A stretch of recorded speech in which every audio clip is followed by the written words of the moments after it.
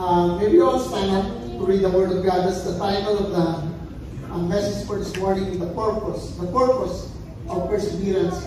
In James chapter 1, verse 2 to 4.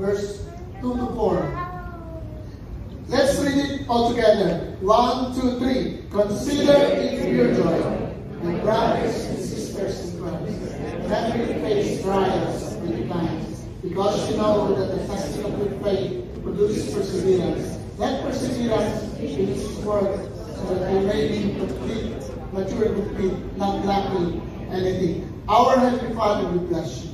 May you continue to speak into our hearts. Encourage each one. Teach us into your word, O God. And Lord, may we apply your word into our lives, Lord. Your word is a lamp to our feet and a guide to our path. May you be glorified. Holy Spirit, have your way and take your place. In Jesus' name we pray. Amen. Thank you po. You may be seated. We go to the point number 1 of this topic. Joy beyond the circumstances. Apostle James said, count it all joy. Consider it all joy. Consider it pure joy. James chapter 1 verse 2. James begins the message with the command, consider it pure joy. Whenever you face trials of any kind. Sa ating sariling kaisipan, to the natural mind, this seems strange, absurd. Who finds joy in suffering? Sino po bang matutuwa na makakaranas tayo ng pagsubok sa buhay? Nobody. But James is not asking us to be happy about the pain itself. Instead, he is directing us to find joy in what the trial can produce in our lives. Those trials, those struggles, those hardships. And God sometimes allowed it so that there will be something to happen. There will be some product, it said, that can produce in our lives. Merong magagawa, merong mangyayari, merong ginagawa ang ating Panginoon beyond those circumstances. To find joy in what the trial can produce in our lives. And James is not suggesting a superficial happiness, mga kapatid, but a deep, abiding joy that comes from knowing God is at work in our lives. Behind the scene, it's a joy that transcends the pain because we know that God is using this trial for a greater purpose in our lives. There's always a purpose. There's always a purpose. Whenever we face trial of any kind, whether light or heavy trials, you can pray to the Lord, Father, Lord Jesus, what's your purpose in this trial? Anong purpose mo? Anong dahilan mo? And these trials test our faith. Mga kapatid. Sabi dyan, the word trials signify affliction, persecution, or any kind of oppositions. Trial challenges our trust in God. Minsan nawawala na tayo ng pag-asa, nawawala na tayo ng tiwala sa Diyos na lumikha sa atin. Kapag meron mga mabigat magsubok. But they said it's a challenge for us. They expose the areas where our faith is weak.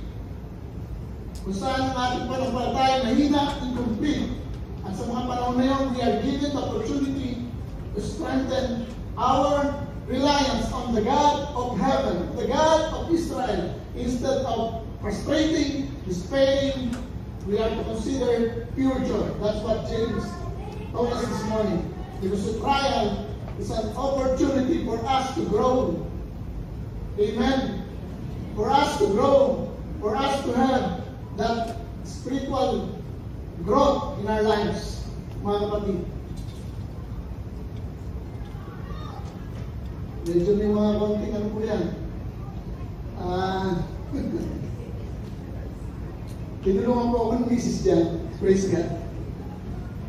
At we will see those characters that have this different kind of trials, but they persevere during their time.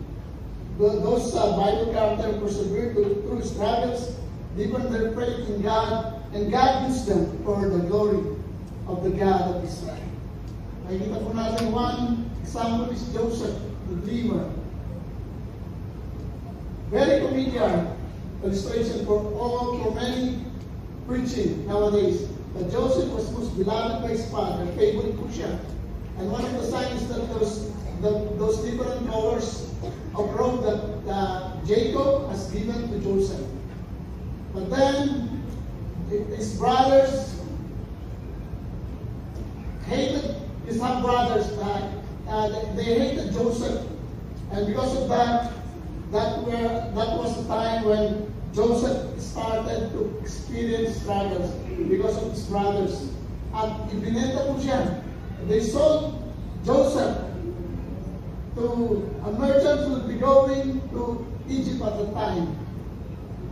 And sinabi nila, the brothers of Joseph said that Joseph was already dead and was eaten by the wild animals. That was the start of the trials of our experience of Joseph. But then we will see what happened to Joseph. In Egypt, he continued to have struggle, no? Nagkaroon po siya ng patuloy na struggle. He became a slave and he was in prison for many years. For many years, Joseph was in prison. But just read this part of the Genesis. Kapag umuwi po kayo sa bahay, read the portion where Joseph was told in Genesis. You will never read in the Bible that Joseph complained. You will never read that, any statement. Even for many years of struggles, he persevered. Mga kapatid, he persevered.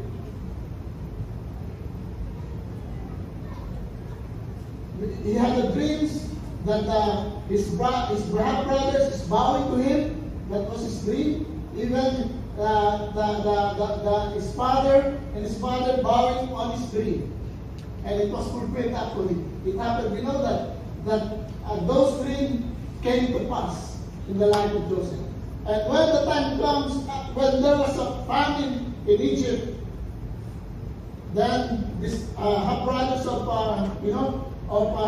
Joseph came to get food for their families and his father. And that was the time when the fulfillment of dream for Joseph happened. And those sub-brothers of Joseph bowed before him, asking for food from Egypt. And then the very good part of that is that there was a reconciliation happening.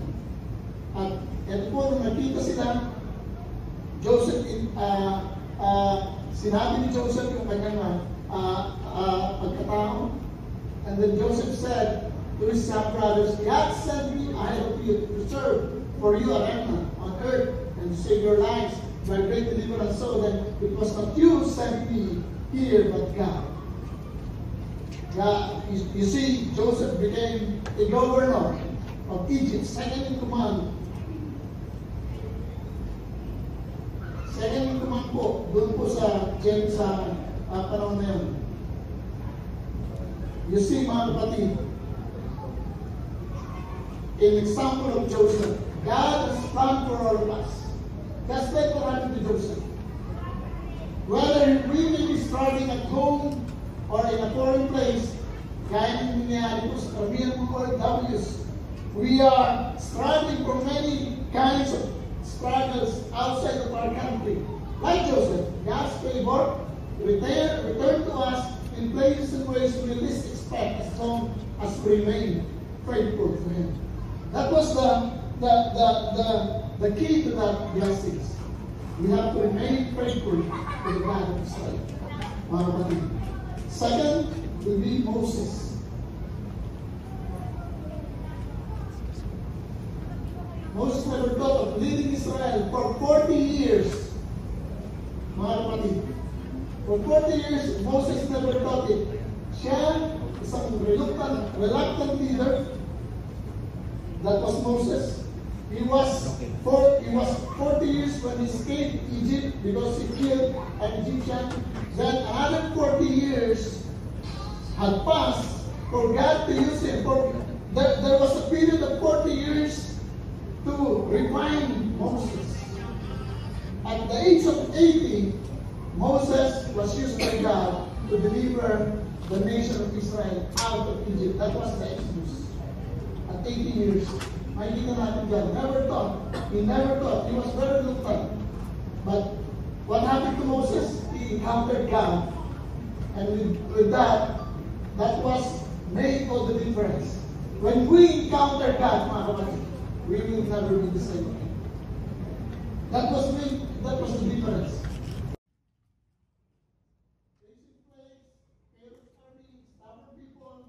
Moses has all those sorts of struggle. But we can see that Moses persevered. He persevered. After all, he endured since living in Egypt. And another 40 years that he led the nation of Israel in the desert, in the wilderness. At makita natin from the very word of Exodus 14:13-15, he said, don't be afraid. You can see now a mature Moses speaking to the people of Israel. Don't be afraid, the standing and what's the Lord rescuing you today. When they were about,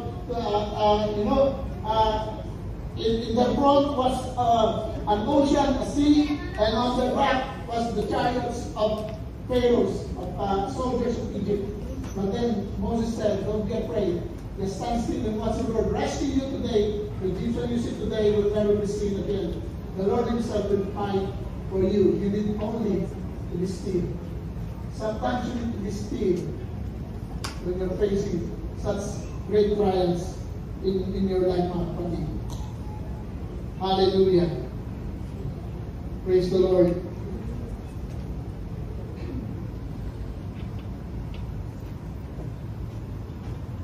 Moses' perseverance reminds us to always call upon God, for He will surely deliver us from all of our challenges, even if it seems impossible. Let's always look up to Jesus, the author and the finisher of our faith. He will going to deliver us, just like what He did to the Israelites during the time of Moses. Last will be Ruth, the loyal woman. You know that also in the Old Testament, there was a tragedy in the life of Ruth. His husband died, and during those times, and even our time, you can be separated with your mother-in-law, mga kapatid. But then, Ruth was very loyal. She decided to be with her mother-in-law going to Israel at the time. At makikita natin doon talaga na very loyal po si Ruth. At yan po makikita natin sa kanya. He is faithful to the God of Israel. And with Naomi, her mother-in-law was more important to her. Her loyalty served as her foundation for navigating the challenges of daily life. He chose to be with Naomi, who was an Israelite. And you know the history. You know that if you're reading the Bible, that Ruth was one of the lineage of our Lord Jesus Christ. Praise the Lord. So makikita rin po natin dyan, sabi dyan ni Ruth, don't urge me to leave you or to turn back from you. Where you go, I will go. Where you stay, I will stay. Your people will be my people, and your God, my God. That's commitment. That's loyalty. And God blessed the life of Ruth because of what she did to Naomi and to follow the leading of the Lord in her life. Ito po makikita natin sa buhay ni Ruth. It shows us that God is there. Listen po. God is there for us even in the very small things in our lives, ordinary moments of our lives. It's like Ruth who faithfully faced challenges like poverty, like death, social discrimination. Because during the time, kapag widow ka, you are outcast already. Wala kang property, walang magtitingin sa'yo. Yan po ang mangyayari. But we can get through any struggle. As a believers of the Lord today in our generation, we can get through any struggle, for God is faithful to those who are loyal to Him. We need to be faithful to God. We need to be loyal to God. God will do the same thing that He did for Ruth and for us today. Amen? Hallelujah. Second point, the purpose of the test. The testing of your faith produces perseverance, James said. The testing of your faith produces perseverance. Sabi dyan, because you know that the testing of your faith produces perseverance, James 1:3. And perseverance is not developed in comfort, not developed in going to, good areas or having good times every time. No, it is forged in the fire of difficulty and hardship. Nadidevelop po yan sa mga pagsubok natin sa buhay.